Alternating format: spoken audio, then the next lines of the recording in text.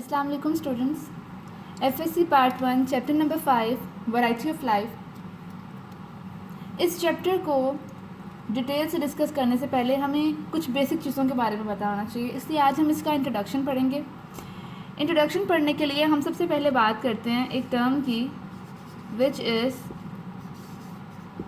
Classification. Classification क्या होती है? Arrangement of organism into groups and subgroups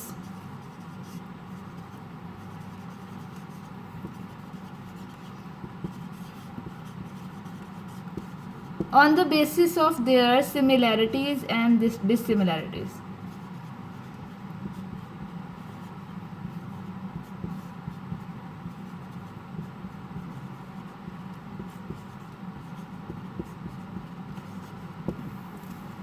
क्या हमने लिखा है कि arrangement of organism into groups and sub groups on the basis of their similarities and dissimilarities. जैसे अगर हम बात करें, there are about 1.5 million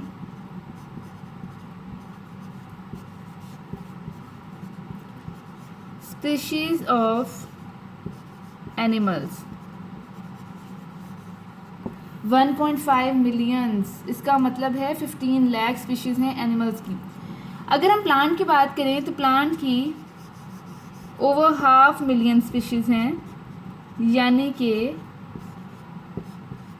about 5 lakhs। जैसे कि हमने बात की कि 1.5 मिलियन स्पीशीज़ हैं एनिमल्स की और 500,000 स्पीशीज़ जो हैं वो हैं प्लांट्स की। अब इतनी ज़्यादा स्पीशीज़ को डिटेल से पढ़ने के लिए उन्हें किसी ग्रुप या सब ग्रुप में डिवाइड करना ज़रूरी है, ताकि उनके हर फीचर को, हर कैरेक्टर को डिटेल से इजीली डिस्कस किया जा सके। अगर हम बात करें कि एक फ्लावरिंग प्लांट की कैरेक्टरिस्टिक्स की बात करें या उसकी क्लासिफिकेशन की बात करें, तो हम उसे कहते हैं कि हम बेसिकली उसकी कलर की, उसकी हाइट के या उसके कोई बेसिक कैरेक्टर्स की बेस पर उनको एक डिफरेंट ग्रुप में डिवाइड कर सकते हैं। लेकिन ये एक ज़बरदस्त या एक ज़बरदस्त सिस्टम नहीं है क्लासिफिकेशन का कि जिसकी बेस पे हम कह सकें कि हम किसी ऑर्गेनिज़म को हम डिवाइड करें, क्योंकि ये ऐसे ट्रेड्स हैं जो कि हर ऑर्गेनिज़म टू ऑर्गेनिज़म वेरी तो करते हैं, लेकिन उनमें सिमिलैरिटीज़ भी बहुत ज़्यादा होती हैं। तो अगर हम बात करें कि क्लासिफिकेशन की बेस क्या है, हम बात ये कर रहे थे कि क्लासिफिकेशन की फिर बेस क्या है। अगर हम हाइट या कलर के बेस पर किसी चीज़ को डिफरेंट ग्रुप या सब ग्रुप में डिवाइड नहीं कर सकते, तो फिर ऐसी क्या बेस है जिसके बेस पर ऑर्गेनिज्म को डिवाइड किया जा सकता है? तो इसके लिए यहाँ लिखा हुआ है जैसे कि बेसिस ऑफ क्लासिफिकेशन बेसिकली है evolutionary history among organism, and the second point is homology, biochemistry, cytology and genetics. चले हम इसको वन बाय वन अब डिस्कस करते हैं। असल में जो सारे ऑर्गेनिजम्स हैं उनकी कुछ सेम एवोल्यूशनरी हिस्ट्री होती है जो कि रिलेटेड होती है एक दूसरे से।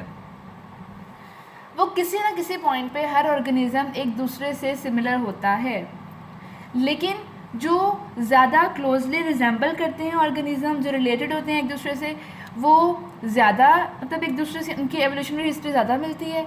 जो ऑर्गेनिज़म जो हैं वो एक दूसरे से कम रिलेट करते हैं, उनकी एवोल्यूशनरी हिस्ट्री कम मिलती है। जैसे कि अगर हम इसके एग्जांपल इस तरह लें कि जो स्पैरो है that is more related to pigeon than insect. Sparrow एक बर्ड है, पिजन एक बर्ड है, लेकिन इंसेक्ट जो है वो इंसेक्ट की एक अलग कैटेगरी है, वो किंगडम एनिमेलिया में आता है, उसकी अलग क्लास है।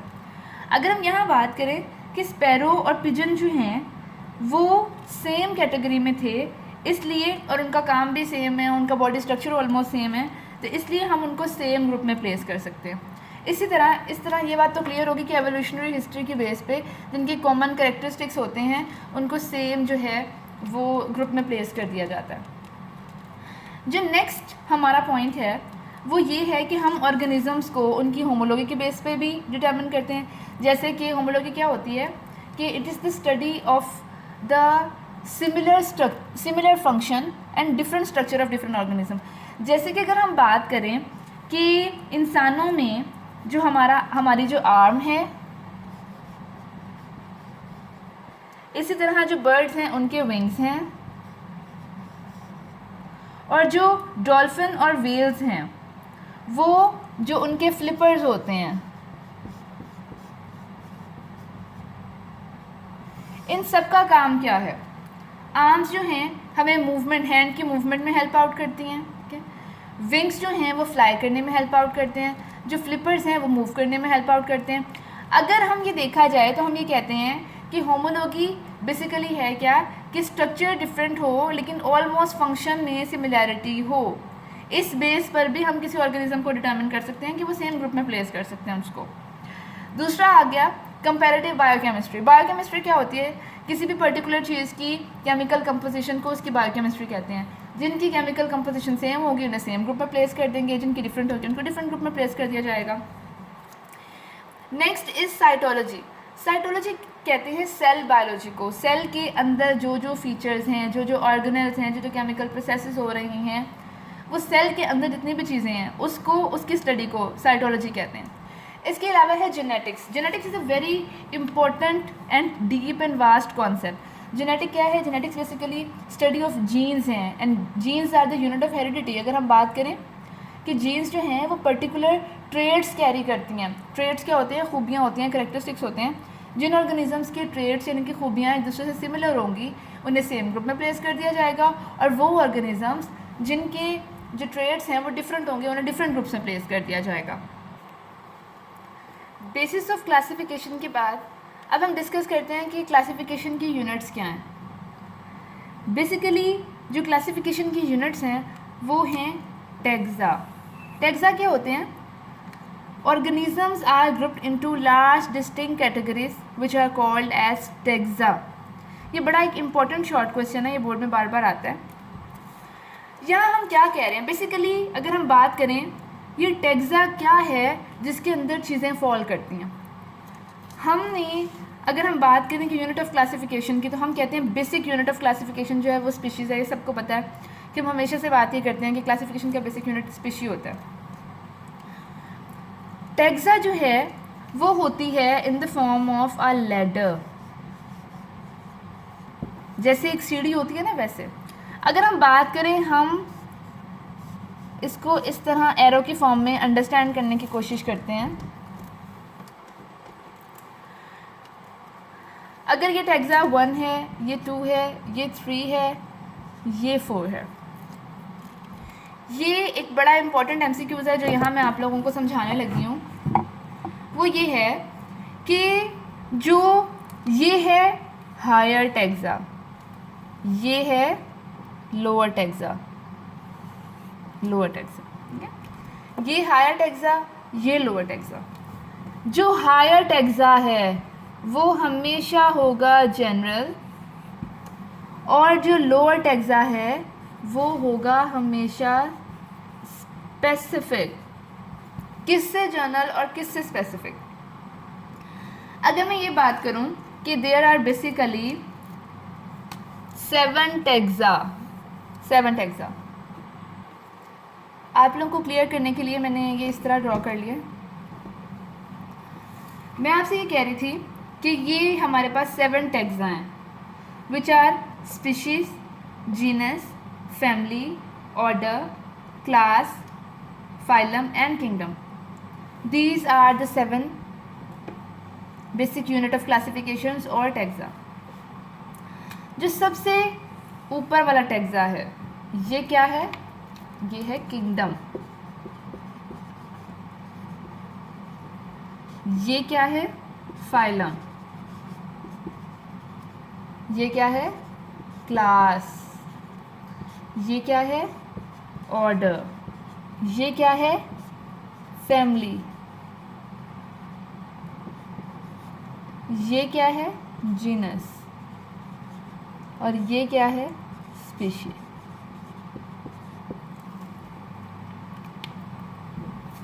यहाँ जो मैं आपको अंडरस्टैंड कराने की कोशिश कर रही हूँ वो ये है कि जो हायर टैक्सा यानी कि जो किंगडम है, this is more general than the lower taxa which is called as species.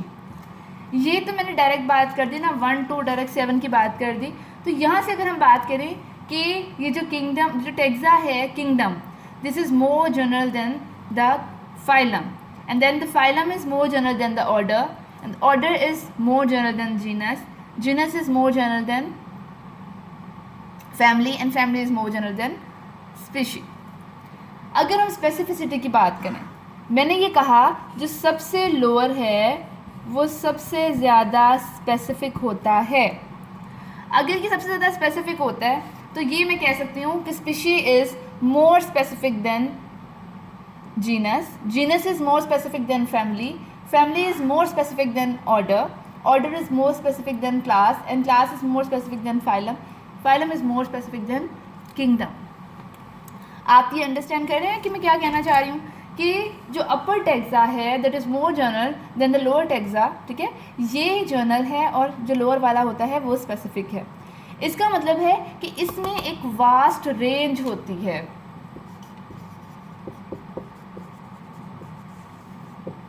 इसमें वास्ट रेंज है हमारे पास. इसका मतलब इसमें बहुत ज़्यादा ऑर्गेनिजम्स आ सकते हैं जिनके कुछ करेक्टरिस्टिक्स डिसिमिलर भी हों, वो भी इसमें प्लेस होंगे.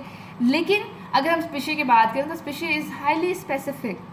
इसमें जो सिमिलर करेक्टरिस्टिक्स वाले एग्जैक्ट जिनके करेक्टरिस्टिक्स हैं उनको सेम जो है टेक्सा स्पीशी उसमें प्लेस करते हैं. जैसे कि मैंने आपको बताया कि बेसिक यूनिट ऑफ क्लासिफिकेशन जो है वो है स्पीशी.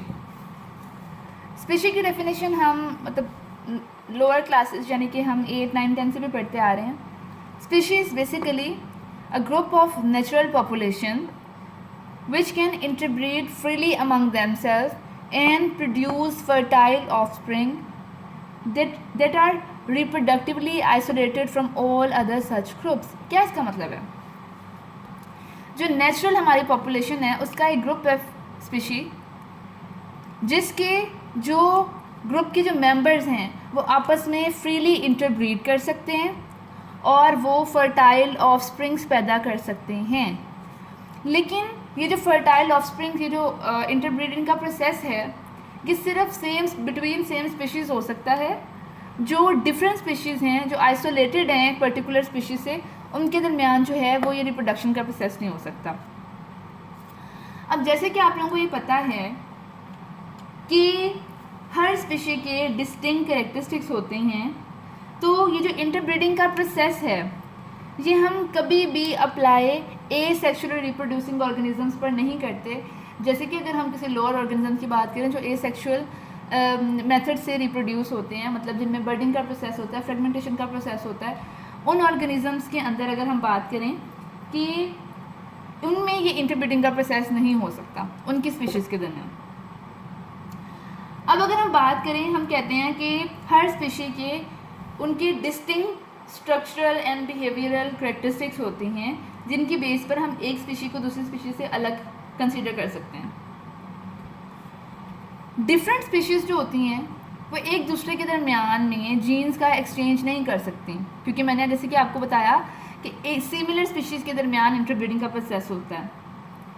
अगर हम ये कह रहे हैं कि वो सेम जो स्पीशी है वो ही सेम स्पीशी के साथ जीन्स का एक्सचेंज कर सकती है और डिफरेंट स्पीशी जो है वो नहीं एक्सचेंज कर सकती जीन का, तो हम ये कह सकते हैं कि species is a independent unit of evolutionary unit basically. अब अगर हम बात करें, जो जीनस है वो कंपोज होती है 2 और मोर सिमिलर स्पीशीज़ से. 2 या 2 से ज़्यादा सिमिलर स्पीशीज़ मिलकर जीनस बनाती हैं. 2 या 2 से ज़्यादा अगर हम बात करें सिमिलर जीनस जो हैं वो बनाती हैं फैमिली, सिमिलर फैमिलीज जो हैं वो बनाती हैं ऑर्डर, सिमिलर ऑर्डर बनाते हैं क्लास, और सिमिलर जो क्लास है वो बनाती है बेसिकली डिवीजन और फाइलम. एनिमल के केस में इसे हम कह देते हैं फाइलम, और प्लांट के केस में इसे हम कह देते हैं डिवीजन. इसी तरह सिमिलर जो फाइलम है या डिवीजन है वो मिलकर क्या बना देती हैं, एक किंगडम बना देती हैं. ये जो मैंने लिखा है आपके सामने ये है बायोलॉजिकल क्लासिफिकेशन ऑफ कॉर्न. जैसे मैंने आपको बताया कि हर ऑर्गेनिज्म के डिफरेंट कैरेक्टरिस्टिक्स हैं, उनके बेस पर उनको कैटेगराइज किया हुआ डिफरेंट चीज़ों में. यहाँ अगर हम बात करें, मैंने लिखा है बायोलॉजिकल क्लासिफिकेशन ऑफ कॉर्न, तो जाहिर है अगर हम ये पढ़ रहे हैं तो हमें सबसे पहले जो बेसिक यूनिट ऑफ क्लासिफिकेशन हैं यानी कि जो टेक्सा हैं उसके बेस पे हम पढ़ेंगे. जो कॉर्न है उसका किंगडम जो है वो है प्लांटी, डिवीजन है एंथोफाइटा और ट्रेकियोफाइटा, क्लास है मोनोकोटिलिडनी, ऑर्डर है पोएल्स, फैमिली है पोएसी, जीनस है जी एंड स्पीशी है मेज। ये है बायोलॉजिकल क्लासिफिकेशन ऑफ कॉर्न। ये बहुत इंपॉर्टेंट क्वेश्चन है और ये मोस्टली पेपर्स में आता है इस चैप्टर में से। अगर आज के लेक्चर को हम सम अप करें तो हमने बेसिकली पढ़ा ये है कि ऑर्गेनिजम्स को जब क्लासिफाई करना है तो हमने उनके जो हैं सिमिलैरिटीज़ और डिससिमिलैरिटीज़ की बेस पे उनको कैटेगराइज करना होता है। अब आपको पता है कि अगर ये है, अगर हम ये कह रहे हैं कि उनको सिमिलर ग्रुप्स और सब ग्रुप्स में उनकी सिमिलैरिटीज़ और डिससिमिलैरिटीज़ की बेस में हम डिवाइड कर रहे हैं, तो इसका मतलब है उनके कुछ स्पेसिफिक नाम भी होने चाहिए। उन स्पेसिफिक नाम की जो उसकी स्टडी है उसे हम कहते हैं बेसिकली, उनको साइंटिफिक नेम देने को हम कहते हैं नॉमेनक्लेचर। नेक्स्ट वीडियो में अब हम पढ़ेंगे नॉमेनक्लेचर।